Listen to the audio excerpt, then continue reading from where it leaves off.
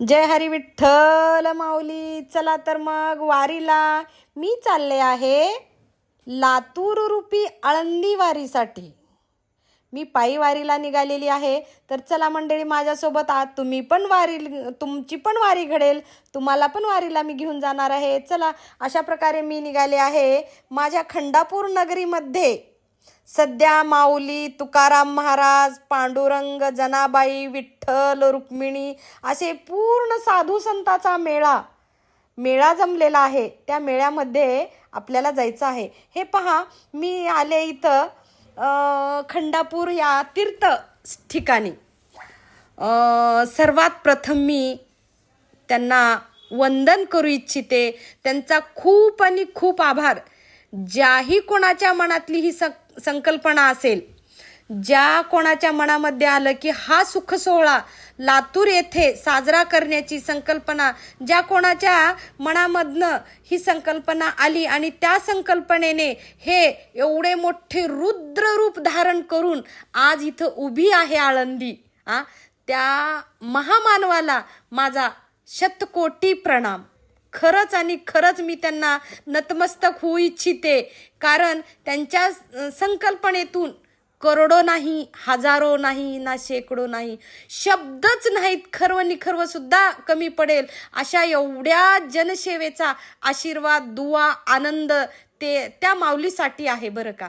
प्रथमच ज्यांनी हे कार्याला सुरुवात केली आणि इथं करायचं ठरवलं त्या पूर्ण टीमला माझा शतकोटी प्रणाम बरं का. आणि माझ्याकडून पूर्ण लातूर जनतेचा सुद्धा त्यांना शतकोटी प्रणाम. आणि अशा प्रकारे मी पावलाला सुरुवात केली आहे.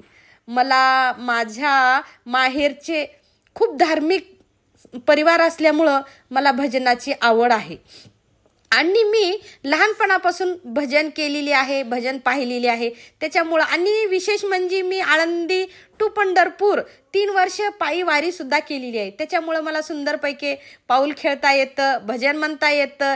एवन कीर्तन माझ्या खानदानामध्ये तसे 3-4 कीर्तनकार आहेत. माझ्या नंदा, माझे दीर, माझ्या भाच्या वगैरे. खूप म्हणजे असं धार्मिक फॅमिली आहे माझी, सासरची पण आणि माहेरची पण. त्याच्यामुळं मला अध्यात्माची खूप आणि खूप आवड पण आहे. आणि माझ्या घरामध्ये सासरी आणि माहेरी दोन्हीकडे पण अध्यात्म खूप आणि खूप रुजलेलं आहे. त्याच्यामुळं मला हे काही वेगळं शिकायची गरज पडली नाही. कुठंही गेल्याच्या नंतर कानावरती टाळ आला की ऑटोमॅटिक माझे हात टाळेकडे वळतात. हे पहा, बघा माझी फॅमिली, माझी छोटी बहीण आहे, माझा मुलगा आहे. आम्ही किती सुंदर प्रकारे पाऊल खेळलो. असं वाटतंय की हा सुख सोहळा स्वर्गी तर नाहीच नाही, पण हा सुख सोहळा संपू नये असं खरंच माझ्याच नाही, इथे येणाऱ्या प्रत्येकाच्या मनात हेच वाटतंय की हा सुख सोहळा संपू नये. पण महाराज तुम्हाला सांगते बघा, इथं लहान थोर, गरीब श्रीमंत काही भेदभाव नाही. प्रत्येक जण कोणाच्याही हाताला धरून फुगडी खेळत असेल, पाऊल खेळत असेल, हरिनामाचा गजर दुमदुमून गेले लातूर. जसं म्हणतात ना, तुम्हाला माहितीये, दुमदुमली पंढरी, अहो दुमदुमली पंढरी, पाहिला हरी टोप हा विठेवरी, बोला विठ्ठल विठ्ठल जय हरी, बोला विठ्ठल विठ्ठल जय हरी. चला तर हे पहा, कोण म्हणते हे कलियुग आहे आणि कलियुगातले सगळेच लेकरं बिघडलेले आहेत? नाही महाराज, तुम्ही बघा, खरंच ह्या लेकरांचे आईवडील सुद्धा धन्य आहेत बघा. किती सुंदर पाऊल खेळतात बघा हे लेकरं. ही मी इथं बसून मी एवढा आनंद मी माझ्या हृदयामध्ये साठवून घेत होते की अप्रतिम. माझ्या डोळ्याचे पारणेच फिटले. जणू काय डोळ्याचं ऑपरेशन झाल्याच्या नंतर नवीन सुंदर दृष्टी तिनं माणसाला, तसं नवीन दृष्टीला एवढं सुंदर वाटायलंय की विचारता सोनी. हे पांडुरंग पांडुरंग पांडुरंग. खरंच आज बघा, ह्या नामामध्ये किती शक्ती आहे आणि किती ताकद आहे. तुम्हाला हे जिवंत उदाहरण दाखवते मी.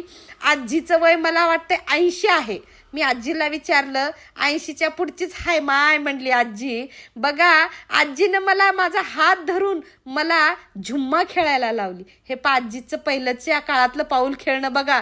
विचार करा, त्या नामामध्ये किती ताकद आहे. आज ह्या आजी, अहो खरंच मी दमले.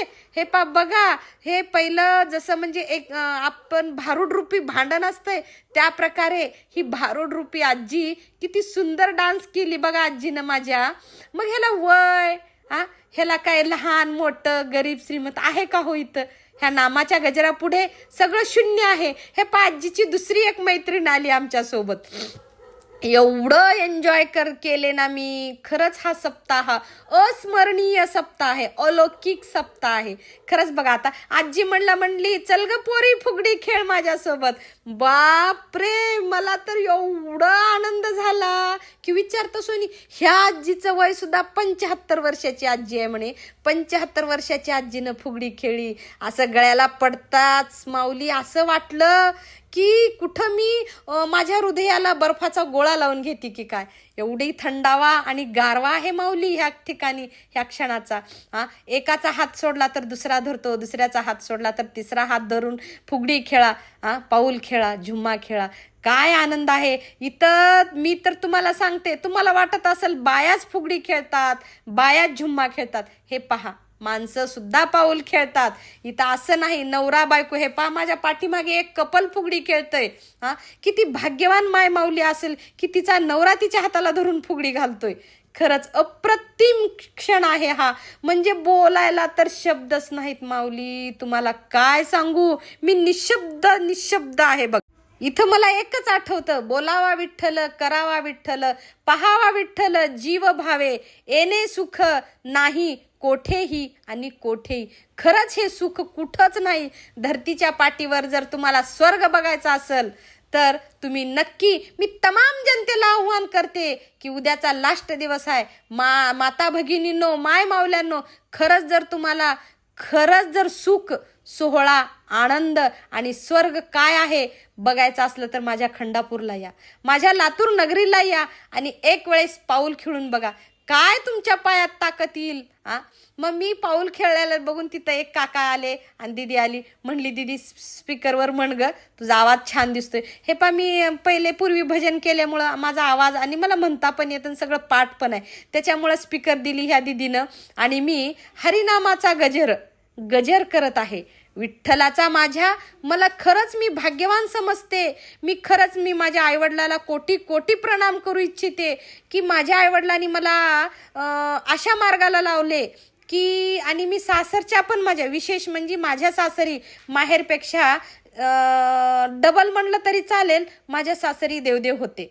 कारण माझ्या ननंदबाई, नंदवे, माझे सासरे वगैरे कीर्तन करतात, भजन करतात. माझ्या सासरचे लोक खूप देवदेव करतात. त्यांचंच हे मार्गदर्शन आहे आणि त्यांच्याकडनं मी हे शिकलेली आहे. आणि म्हणूनच मी आज माईक समोर हातात घेऊन मी विठू माऊलीचा आणि ज्ञानेश्वर माऊलीचा गजर करण्याचा मला मान मिळाला. या शब्दात मी तुम्हाला सांगू शकत नाही की मी किती आनंदी आहे. का तर खूप भाग्य लागतं हो. आईवडिलाचं पण आणि आपलं पण भाग्य लागतं की नामस्मरण मुखामध्ये येण्यासाठी. हे नामस्मरण किंवा हे शब्द आयऱ्या मुखामध्ये येत नाहीत माऊली, येत नाहीत. म्हणून मी तुम्हाला सांगते, बहु पुण्य केले आज मी आले, बहु पुण्य केले. म्हणून मी ह्या क्षणाला इथं आले. माझे खूप पुण्य असतील, पूर्वजन्मीचे असतील, या जन्माचे असतील, मला माहिती नाही. पण खरंच मी भाग्यवान आणि पुण्यवान आहे की मला ह्या सुख सोहळ्यामध्ये भाग घेता आलं, गाता आलं, पाऊल खेळता आलं. मी खरंच ज्ञानेश्वर माऊलीचे, पांडुरंगाचे जेवढे पण मी त्यांचे धन्यवाद व्यक्त करावे तेवढे कमी आहेत. हे पहा, इथं आहे का हो वयाची बंधन किंवा काय, म्हणजे काय शब्द काय आहेत बघा बरं तुम्ही तुमच्या डोळ्यांनी. फिटलं का नाही पारणं. अहो माणसं सुद्धा मंडळी, मुली असतील, मुलं असतील, म्हातारे तरणे सगळे मिळून जय घोष नामाचा गजर करतेत. माहितीये का, गजर विठ्ठलाचा, माझ्या पांडुरंगाचा. विठ्ठला धाव घे आता तू. खरंच विठ्ठला, वरून जर स्वर्गातून माझा पांडुरंग बघत असेल ना तर खरंच पांडुरंगाला सुद्धा माझ्या हेवा वाटल. खरंच आपण धरतीवर जावं आणि खंडापूरच्या सोहळ्यामध्ये सहभागी हो. आणि झालायच माझा पांडुरंग खंडापूरच्या सोहळ्यामध्ये बरं का. कारण एवढा सुखसोहळा होणे आणि आनंदाने गुण्यागोविंदाने पार पडणे शक्य नाही मंडळी. हे बघा किती लहान छोटे छोटे मुलं आहेत. मला तर ह्या लेकराकडे बघून एवढी म्हणजे की काय म्हणू ते शब्दच नाहीत बघा. 2 लेकरं भांडत होते. मग माझ्या हातामध्ये खाऊचा पुडा होता. मी त्या लेकराजवळ गेले आणि त्या लेकरांना खाऊ द्यायचा प्रयत्न केले. दोन्हीही लेकरांनी मूठ भरून खाऊ घेतला. असं वाटलं की मी इंद्रायणी काठी आहे.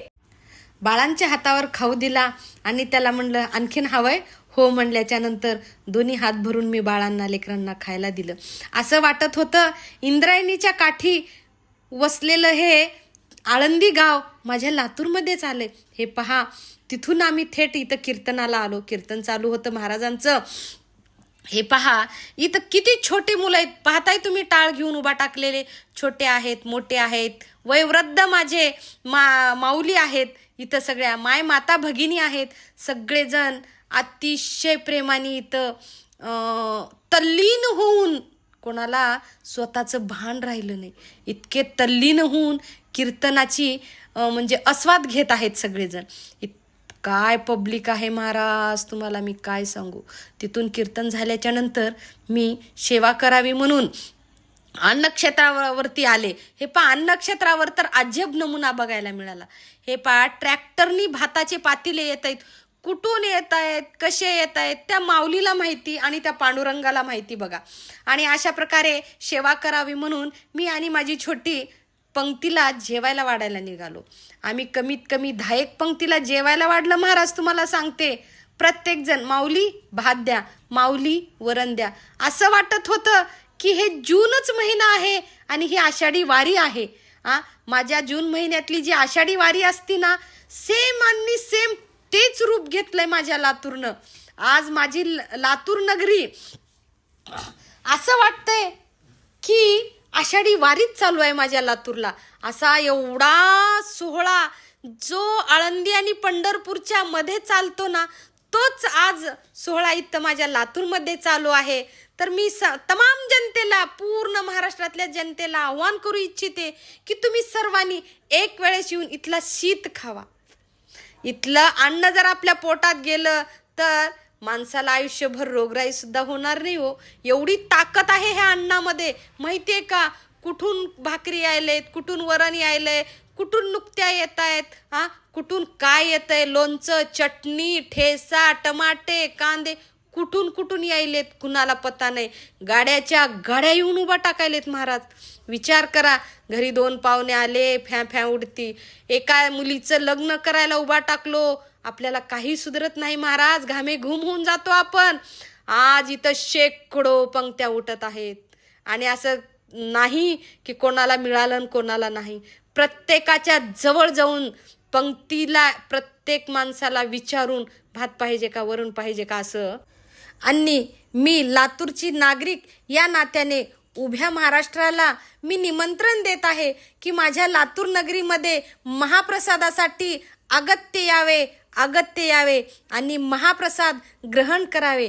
का तर माहिती आहे का, माझ्या संत तुकारामांनी, माऊलींनी आम्हाला शिकवण दिलेली आहे, काला वाटू एकमेकास अवघे साऱ्या जगास.